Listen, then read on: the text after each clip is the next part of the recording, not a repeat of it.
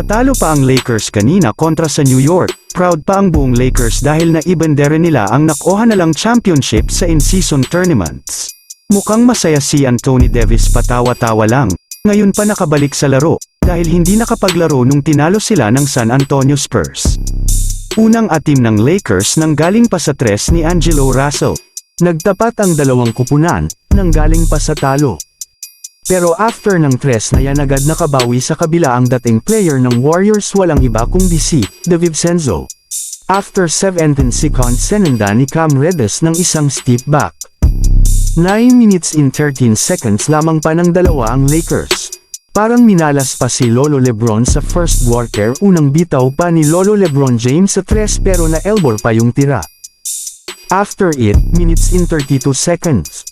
Unang puntos ni Anthony Davis galing pa sa pit row line.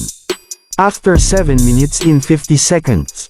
Sinubukan na ni Julius Randle ang deep insa ni Davis pero hindi pa rin nagawang malusutan ni Randle, buti na lang nakapag-commit pa ng foul. Unang puntos ni Randle nang galing sa free throw line.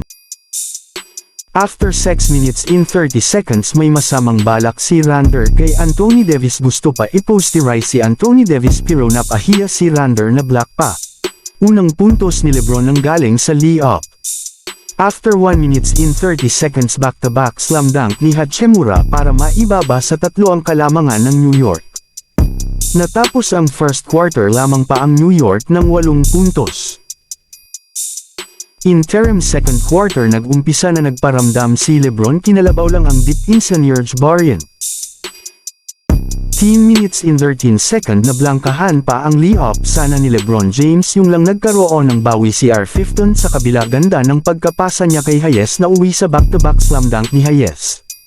4 minutes in 50 seconds parang sinagasaan ng truck si Angelo Russell, pinisikal pa parang hindi nagka-teammate dati. 2 seconds pasok ang flats, jam shot ni Anthony Davis. Natapos ang third quarter lamang na ang Lakers ng 1 points. Yun lang, masamang balita na naman para nalagasan na ng isang player ang Lakers, kakabalik pa lang sa laro galing sa injury si Bando. Fourth quarter biglang lumobo ang lamang ng New York sa low ng 8 minutes in 37 seconds. Mukhang hindi na injury, after 8 minutes nakabalik pa sa court si Bando. In 22 seconds biglang baba sa 4 ang lamang ng New York dahil nag-take over na si R15. After 40 seconds bagsak si LeBron James kay Randle sa rebound. Pagpasok ng 30 seconds napagod na si LeBron sa kahabol ng lamang sa kanila ng New York. Sa huli panalo ang New York sa score na 114-109.